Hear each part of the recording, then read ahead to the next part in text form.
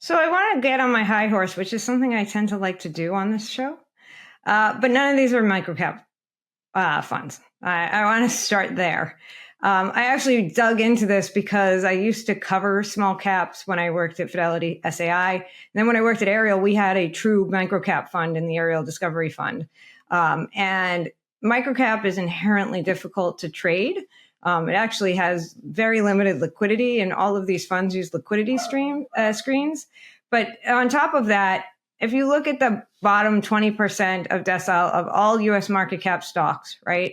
And FDM says that they look to invest in the bottom 20% of stocks that trade on the NYSE or the NASDAQ.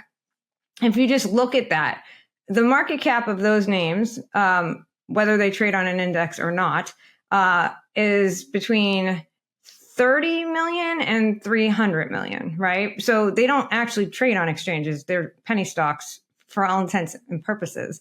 And so microcaps inherently have attributes to them that make them unusual and a very good diversifier. They're almost like the only way you can get kind of venture capital / private equity exposure in public markets, because they do trade in that sense. So these are all small cap funds. And with that in mind, I agree with Mike in that the FDM, the First Trust product, seems to have the clearest screens, and also, generally speaking, has an average market cap of the securities under in the portfolio that I can get behind as being like the smallest of the small cap at 1 billion, right? IWC, its average market cap is 750 million, but there's not a big jump between 750 and 1 billion. And the jump is really a quality and a liquidity differential. And when you're going to be more concentrated in this space, you got to have liquidity as a key screen. So for me, I agree with Mike. The standout for me is FDM.